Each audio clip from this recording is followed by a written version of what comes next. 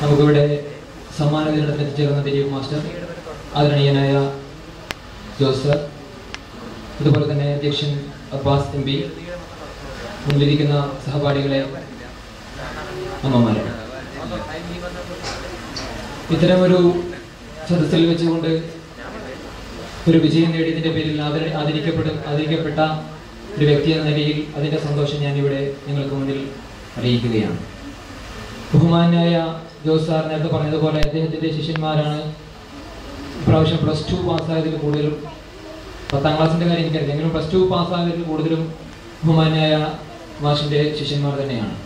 ഇവിടെ വേറൊരു കാര്യം പറയാൻ ഞാൻ ആഗ്രഹിക്കുകയാണ്. കാരണം ജോസ് സാർ ആയിരുന്നില്ല എന്നെ 6ാം ക്ലാസ്സിൽ പഠിപ്പിച്ചതെങ്കിൽ ഒരുപക്ഷെ ഞാനിപ്പോൾ +2 ഇവിടെ പാസ്സാകുമായിരുന്നില്ല. കാരണം മാഷല്ലാതെ വേറെ ആരായിരുന്നു ഞങ്ങളുടെ ക്ലാസ് മാഷായിരുന്നെങ്കിലും ഒരുപക്ഷെ ഞാൻ 1-2 മാസം വന്നുകൊണ്ട് ആ ക്ലാസ്സിൽ നിന്നും അല്ലെങ്കിൽ സ്കൂളിൽ നിർത്തേണ്ട ഒരവസ്ഥയിലായിരുന്നു. എന്തുകൊണ്ടാണെന്നുള്ളത് എൻ്റെ സഹപാഠികൾക്ക് അറിയാം, മാഷിനും അറിയാം.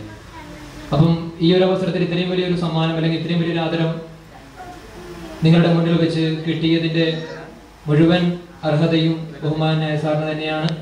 ഈ അവസരത്തിൽ അത് ഞാൻ നന്ദിയോടുകൂടി സ്മരിക്കുകയാണ്.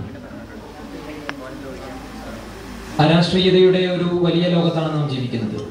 ഏതൊരു കാര്യത്തെയും കച്ചവട ബുദ്ധിയോടുകൂടിയും ആഗോള സാമ്രാജ്യത്തിന്റെ മറ്റ് കണ്ണുകളോടുകൂടിയും നോക്കിക്കാണുന്ന ഈ അവസരത്തിൽ ബഹുമാനായ ദിലീപ് മാസ്റ്റർ സഹവാസ ക്യാമ്പിൽ വെച്ച് പറഞ്ഞൊരു വാക്കുണ്ട്. ഒട്ടകൻ രാഷ്ട്രീയതയ്ക്കെതിരെയുള്ള അല്ലെങ്കിൽ രാഷ്ട്രീയത്തിന്റെ ഭാവി എന്തായിരിക്കും, രാഷ്ട്രീയമില്ലാത്തൊരു ലോകം എന്തായിരിക്കും എന്നുള്ളതിന്.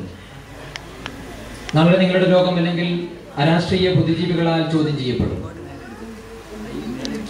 ദരിദ്രരായ രാജ്യത്തുള്ള ദരിദ്രരായ ജനങ്ങൾ ചോദ്യം ചെയ്യപ്പെടുമെന്ന് ഒട്ടനോ കാസ്റ്റിലോ പറഞ്ഞതിന്റെ ആ ഒരു ഭയാനകമായ അവസ്ഥയിലാണ് നാം ജീവിക്കുന്നതെന്ന് മനസ്സിലാക്കേണ്ട സമയം അതിക്രമിച്ചിരിക്കുന്നു. കാരണം ഏതൊരു പ്രസ്ഥാനത്തിന്റെ വിദ്യാഭ്യാസത്തിന് വേണ്ടി, വിദ്യാഭ്യാസ അവകാശങ്ങൾക്ക് വേണ്ടി പോരാടുന്ന പ്രസ്ഥാനങ്ങളെ മുഴുവനും ആക്രമണത്തിന്റെ പാതയിലാണ് ജീവിക്കുന്നതെന്നും അവരുടെ ശൈലി ആക്രമണ പാതയാണെന്നും 50 ദിവസവും 60 ദിവസവും ഗാന്ധിജിയുടെ പാതയിലൂടെ സമരം ചെയ്ത് ഒരു ഒടുവിൽ സഹികെട്ട് മറ്റൊരു തെറ്റിലേക്ക് അവരെ പ്രേരിപ്പിക്കുന്നവരെ കുറ്റക്കാരായി കാണാതെ അതിന് അത്യന്തം ദുഷ്കരമായ പാതയിലൂടെ കടന്നു പോകുവാൻ അവരെ ഉന്തിത്തള്ളിവിടുന്നവരെ നീതിന്യായ കോടതികൾ പോലും കുറ്റക്കാരായി കാണാതെ അവരെ മാത്രം ടാർഗറ്റ് ചെയ്തുകൊണ്ട് കുറ്റക്കാരെന്ന് മുദ്ര കുത്തപ്പെടുന്ന ഒരു രാഷ്ട്രീയ ലോകത്ത് തന്നെയാണ് നാം ജീവിക്കുന്നത്. രാഷ്ട്രീയ ബുദ്ധിജീവികളുടെ അല്ലെങ്കിൽ രാഷ്ട്രീയത്തിന്റെ രാഷ്ട്രീയം, അതിൽ ഒളിഞ്ഞിരിക്കുന്ന രാഷ്ട്രീയത്തെ മനസ്സിലാക്കിക്കൊണ്ട് അതിന്റെ പിന്നിൽ പ്രവർത്തിക്കുന്ന നിഗൂഢമായ ശക്തികളെ സമൂഹത്തിന് മുന്നിൽ കൊണ്ടുവരാൻ ശ്രമിക്കുന്ന സംഘടനകളെ ഒന്നടങ്കം തള്ളിപ്പറയുന്ന ഒരു സമൂഹത്തിൽ നിന്നും അതിനുള്ളിൽ നിന്നുകൊണ്ടും ഇത്തരത്തിലൊരു ആദരിക്കൽ ചടങ്ങ് നടത്തിയ ഈ ഒരു ചടങ്ങ് നടത്താൻ തന്നെ ഒട്ടനവധി ബുദ്ധിമുട്ടുകൾ ഞങ്ങൾക്ക് നേരിടേണ്ടി വന്നിട്ടുണ്ട്. അത് ഇവിടെ ഞങ്ങൾ പറയുന്നത് ശരിയല്ല, അതുകൊണ്ട് അതിനെക്കുറിച്ച് കൂടുതലായി സംസാരിക്കുന്നില്ല.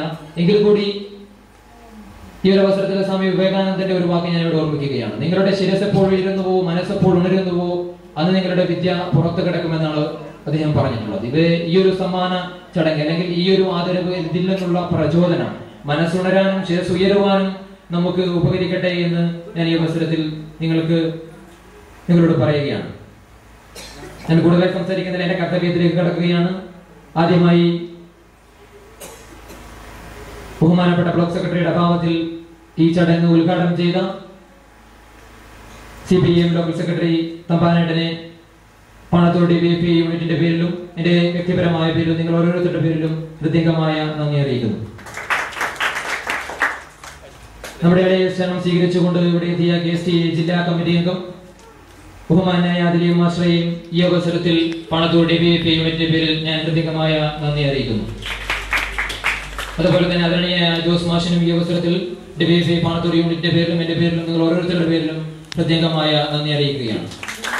അതുപോലെ തന്നെ ഇവിടെ എത്തിച്ചേർന്ന സ്റ്റേജിലിരിക്കുന്ന സമാദരണീയരായ മറ്റു വ്യക്തിത്വങ്ങളെയും അതുപോലെ തന്നെ എന്റെ മുന്നിലിരിക്കുന്ന സഹപാഠികളെയും രക്ഷകർത്താക്കളെയും ഇവിടെ കൂടിച്ചേർന്ന മുഴുവൻ ജനങ്ങളെയും ഒറ്റ വാക്കിൽ നന്ദി അറിയിക്കുന്നതോടൊപ്പം ഇത്തരത്തിലുള്ള ഒരു സദസ്സ് ഇവിടെ സംഘടിപ്പിക്കുന്നതിന് വേണ്ടി ഞങ്ങളുമായി സഹകരിച്ച വിവേകാനന്ദ സ്കൂൾ മാനേജ്മെന്റിനെയും പ്രത്യേകം ഓർമ്മിച്ചുകൊണ്ട് അവർക്കുള്ള നന്ദി കൂടി അറിയിച്ചുകൊണ്ട് ഞാൻ നിർത്തുന്നു. നിങ്ങൾക്ക് അഭിവാദ്യം.